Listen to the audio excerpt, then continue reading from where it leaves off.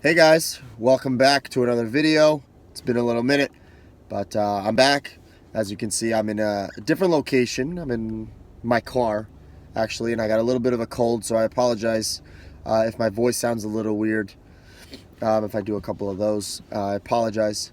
But week 9 in the NFL just concluded, and I want to give my take on some of the games, some of the action, some of the things I saw, some things I liked, and whatnot, and just talk to you guys a little bit about some of the Week 9 action in the NFL. So let's jump right into it.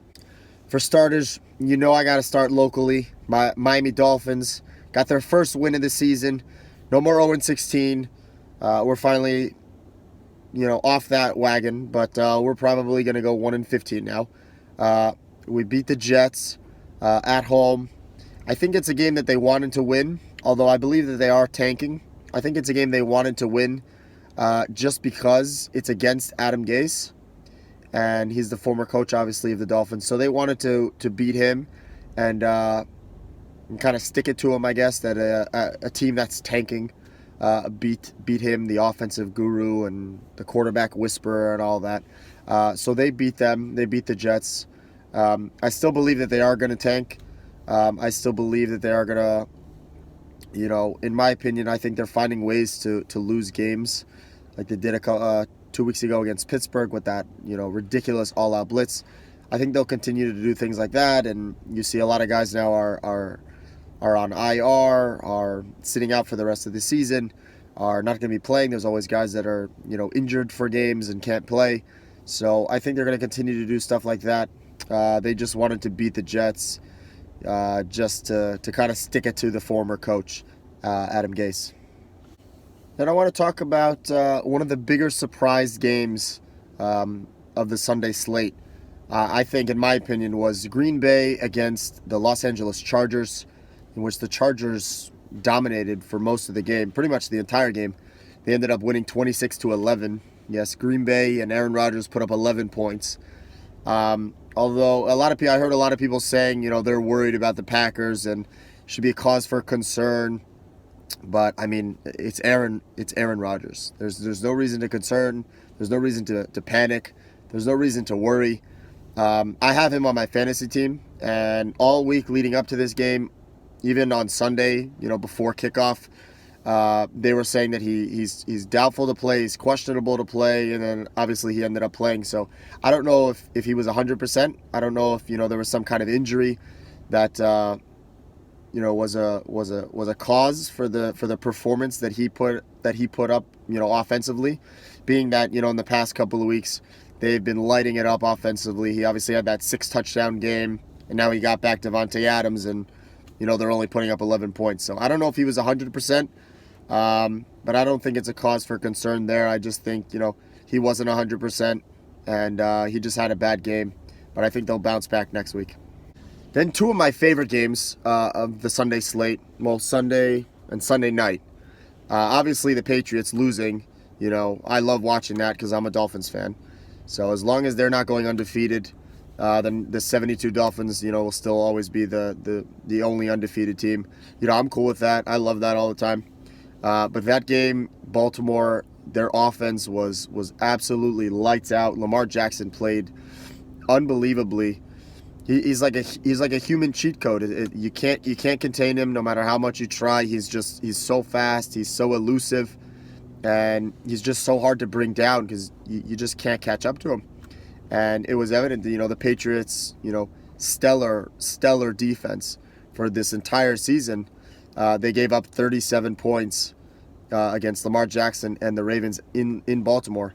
So I think that, to me, that was one of the best games of the week. Then you had one of my favorite games. One of my favorite games was Tampa Bay at Seattle. That game to me was it was back and forth. You never know what you're going to get with Tampa Bay and their offense. You never know what you're going to get with Jameis Winston being, sometimes he'll be a 4 interception game kind of guy. Then he'll be 400 yards and 4 touchdowns kind of guy. You never know what side of him you're going to get. And this week you got the lights out Jameis Winston, who just balled the whole game. throwing dimes, throwing touchdowns. They put up 34 points. The game was in overtime, 34-34. But, arguably the MVP of this season, in my opinion, Russell Wilson, who's been just absolutely killing it with really, if you look at it, he doesn't have, the big name guys that a lot of other teams have. He's got, a third round receiver, in DK Metcalf. He's got, Tyler Lockett, who's not that, who's not that big, he's not that physical, who's not that, he's fast. But he's got Chris Carson as a running back, and they kind of use, a lot of tight ends. So they don't really have, a clear-cut, number one option that they go to. And he's just been balling out, 5 touchdowns in that game, including the game winner to win the game in overtime, 40-34. And to me, that was one of the best games that I saw by far. I always love watching Russell Wilson, and he absolutely put on another show. And to me, one of the best games of the week. Last but not least, I want to talk about the Cleveland Browns, who some people predicted, who some people said would win the AFC North. They'd represent the AFC in the Super Bowl. They'd make it to the AFC Championship game, all because they traded for Odell Beckham, and potentially also because they picked up Kareem Hunt once he comes back from suspension. And I, for one, I didn't see that. I mean, yes, they got a lot of talent on their team, but I never believe that just because you got guys on paper that all of a sudden you're the clear-cut favorite to win it all, to do, all those incredible things and go from, being the laughingstock of the NFL to all of a sudden you're going to represent in the Super Bowl. I never believe that. I never say that. I certainly didn't say it now. I definitely think that you gotta go out there and perform in order to, prove that you're a team to beat. And Cleveland isn't doing that. They're 2-7. Baker Mayfield is not playing good at all. You got Odell, who's frustrated that he's not getting the ball. You got Jarvis Landry, who's not getting a lot of the targets. I think the number one guy there is Nick Chubb. He seems to be somebody that's producing a lot. He's somebody that's consistent. But you got like Odell and Jarvis are they've got that whole the cleats issue that they had midway through this game this past week, where they had to change. The NFL told them they're not going to be able to play the second half unless they change their cleats, which to me is just a distraction. It just causes a lot of unnecessary talk and unnecessary distractions towards your team that doesn't benefit you, whether you're a winning team or you're a team like the Browns, who at that time during that game were 2-6. It just adds a lot of unnecessary attention that just causes a distraction, like I said, and it just causes things to not go the way that you want it to go. And it showed in the rest of that game. They're playing against the Broncos, who started Brandon Allen, who's never played a game in the NFL ever.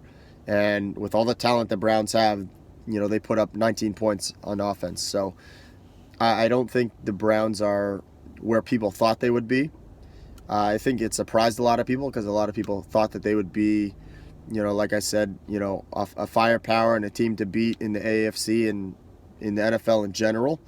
But there's so much going on with them that, you got Baker who's frustrated, you got Odell who's frustrated, you got all these guys that are frustrated. Then you got Kareem Hunt, who's going to come back from that suspension in a couple of weeks, which is going to add a whole nother layer of distraction and a whole nother layer of talk and stuff. So I just think the Browns are not where they want to be, for sure, not where people expected them to be. But obviously they could turn it around and win a couple of games here, but they got to sort of figure out a way to make that work. I don't know how, because they have so many guys that want the ball, that need the ball. It's just a struggle to sort of please everybody, but they got to try and figure that out if they want to do anything with the rest of this season. Well, thank you guys for watching another video. My Week 9 recap, a little bit of some of the action in the NFL. Make sure you like, subscribe, comment down below, what your takes are on some of these topics, and anything that I missed that maybe you want to talk about. Let me know down below in the comments. And I look forward to seeing you guys in the next video. Peace.